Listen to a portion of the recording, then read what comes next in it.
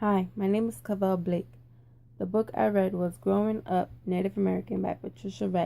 The book illustrates all the things Native Americans have been through in their lives. The book doesn't really focus on one individual, but it does explain the identity, culture, and community representation of different people that are Native Americans.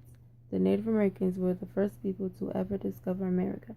In this book, there is someone named Simon Ortiz who addresses the relationship between language and culture. He examines how the Acoma language and oral tradition he learned as a child nurtured him and shaped him into a poet and a writer. He is one of the finest contemporary Native American poets. He was born in 1941 at Acoma Pueblo in New Mexico. He is a prolific writer whose book From Sand Creek won the Pushcart Prize for Poetry. His most recent publication is a collection of 3 of his earlier works, entitled Woven Stone. He talks about how he doesn't remember a world without language. He always heard language. He said his existence was determined by language, not only the spoken but also the unspoken, the language of speech and the language of motion. His childhood was the oral tradition of the Acoma Pueblo people. He had 3 older sisters, 2 younger sisters, and 2 younger brothers, and his mother and father. He grew up in Dit Zimaya, which is the Eque name for McCarty's, which is in western New Mexico. He grew up with people who farmed small garden plots and fields, who were mostly poor and not well schooled in the American system's education. He began school in 1948 at the BIA Bureau of Indian Affairs day school in his village. He learned ABCs and phrases such as "Good morning, Miss Ullman," and "May I please be excused to go to the bathroom." In his younger years, the language he spoke was Acoma. He said in his school the children were punished and looked upon with disdain, which is respect, if they did not speak and learn English quickly and smoothly, so he learned it. He said it was the beauty and poetic power of language in its many forms that instilled in him the desire to become a user of language as a writer, singer, and storyteller. As a writer, his family lived in a 2-room home, and his father added 2 rooms to it later. His father was a skilled stone worker. His mother and father were good storytellers and singers. Through the life of farming, he learned to plant the whole weeds, irrigate, and cultivate corn, chili, pumpkins, and beans. His father worked for the railroad for many years as a laborer and later as a welder. His family moved to Skull Valley, Arizona for 1 year in the early 1950s. He came in touch with the non-Indian, non-Acoma world. Skull Valley was a farming and ranching community. He and his younger brothers and sisters went to a 1-room school. He became in contact with white people and discovered they were different. He says he comes from an ageless, continuing oral tradition that informs us of our values, concepts, and notions as Native people. And it is amazing how much of this tradition is ingrained so deeply in our contemporary writing, considering the brutal efforts of cultural repression that was not language outright U.S. policy. They were not to speak their languages, practice their spiritual beliefs, or accept the values of their past generations, and they were discouraged from pressing for their natural rights as Indian human beings. By the beginning of the 19th century, Native American tribes in the East and Southwest had been engaged in a struggle for their lives in lands far more than 260 years. The arrival of the 1800s with its thrust of Western expansion brought further chaos and upheaval of tribal peoples across the North America. The United States expansion west marked the end of a life in self-governing freedom and the beginning of a life of enforced constraint. The reservations were established. The policy of allotment, which broke up commonly held lands into individual homestead parcels, was imposed to divest Native Americans of their communal traditions and paved the way for assimilation.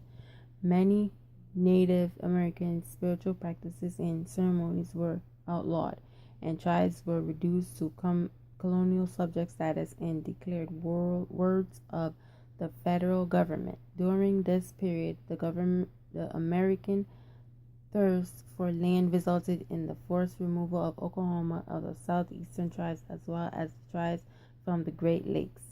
Their journey is known as the Trail of Tears, and it resulted in thousands of deaths. Tribes that were allowed to remain in their homelands found their lands reduced to more remnants of the territories they had once inhabited. Other tribal groups fled further and further away from the ancestral homelands in a desperate attempt to avoid the onslaught of settlers and soldiers and to regain some control over their own lives. Ella Cara Deloria was born in 1889 on the Yankton Sioux Reservation in South Dakota. In her lifetime, she produced several books, including Speaking of Indians and bilingual collection of her people's mythology entitled Dakota Texts.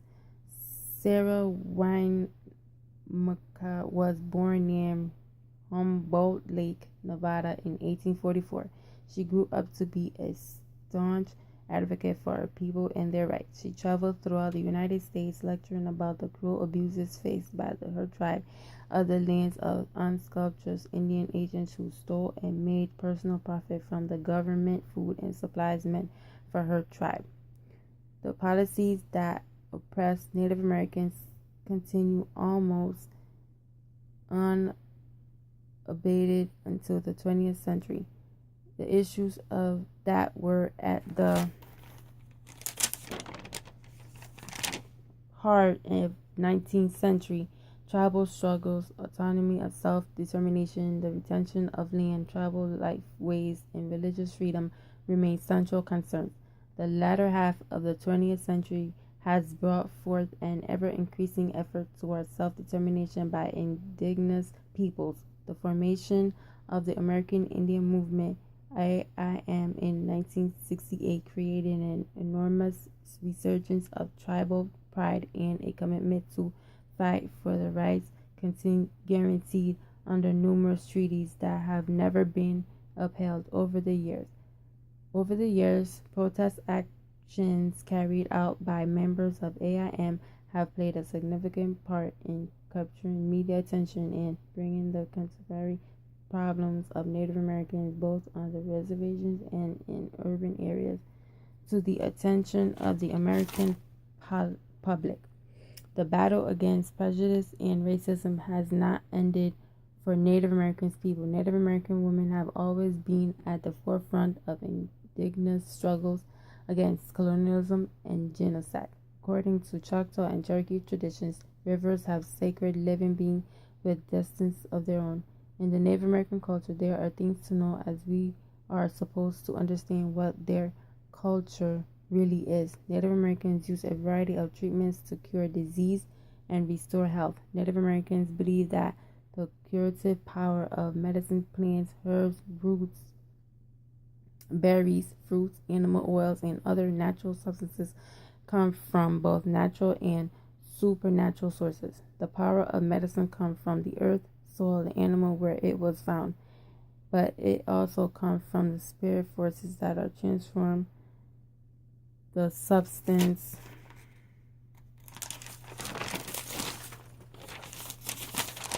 into a healing agent.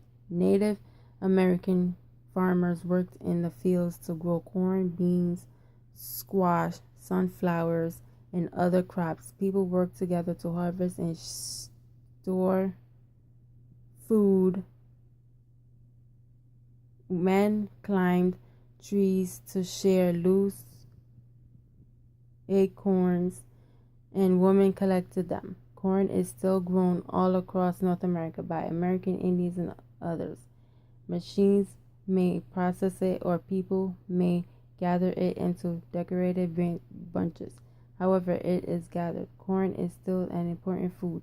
It makes cornflakes, feed for animals, corn on the cob, and it's blue.